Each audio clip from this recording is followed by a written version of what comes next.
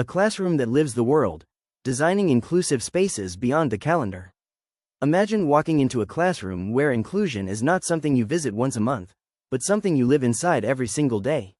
There are no rushed decorations taped up for a holiday and taken down just as quickly. No single tradition standing at the center while others wait their turn. Instead, the room itself feels different, intentional, grounded, alive. Because this classroom is not organized around a calendar of dominant holidays. It is built around something deeper. It is built around the rhythms of the world.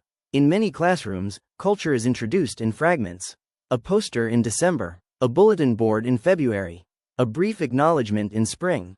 And while these moments are often well-intentioned, they can unintentionally create a cycle, where cultures appear briefly, then disappear again. Where students see their identities displayed, but only temporarily. The message, though unspoken, is clear. Some stories are permanent, and others are occasional. But what if we designed classrooms differently? What if culture was not an event, but a structure? In this reimagined space, the classroom begins not with decorations, but with design. Along one wall, a subtle arc traces the lunar cycle, not as a lesson for one day, but as a permanent visual rhythm. Students begin to notice patterns: waxing, waning, renewal. They begin to connect this cycle to traditions across the world, festivals, calendars, moments of reflection. Another part of the room aligns with the solar year, marking solstices and equinoxes. Not as distant scientific facts, but as shared human experiences that have shaped celebrations, rituals, and agricultural life for generations. Suddenly, time itself becomes inclusive, not owned by one culture, but shared by all. Textures begin to tell stories too. A corner of the classroom becomes a rotating harvest station, not tied to local seasons alone, but to global agricultural cycles. While one region celebrates abundance, another prepares the soil. While one harvest ends, another begins. Students touch grains, fabrics, tools, objects that represent real traditions, not symbolic substitutes. And through this, they begin to understand something essential: human life, across cultures, has always been connected, through land, through seasons, through survival.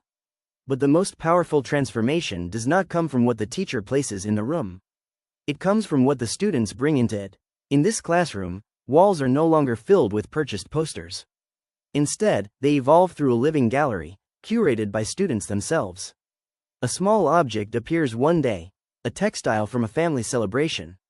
Another student brings a cooking tool used during a holiday, a photograph, a handwritten note, a recording of a grandparent telling a story.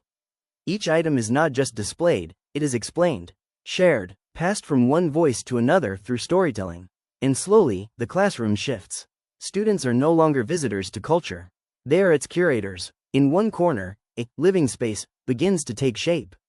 Families contribute items that carry meaning beyond aesthetics, objects that have been used, held, remembered.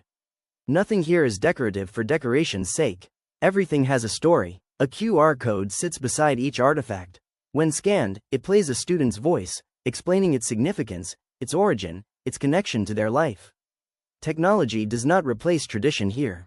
It amplifies it. At the center of the room, a communal table becomes a quiet but powerful symbol. It changes over time, not according to one calendar, but many. While one culture celebrates a harvest festival, another marks a time of reflection. While one hemisphere gathers for abundance, another prepares for renewal. And all of it exists simultaneously.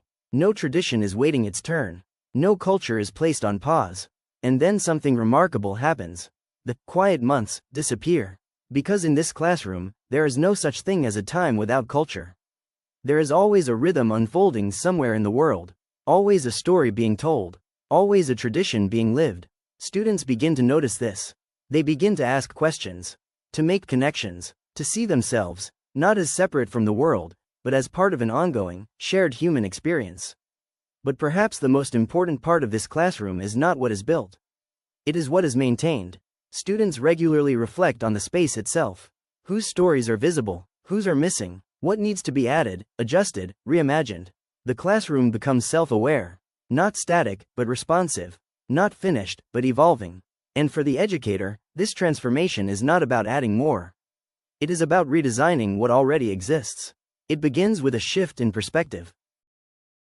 From decoration to architecture, from representation to integration, from teaching about culture to building with it, It means creating systems that allow students and families to contribute meaningfully, not once, but continuously. It means trusting that inclusion is not something the teacher controls alone. It is something the community creates together. In the end, this classroom becomes more than a place of learning.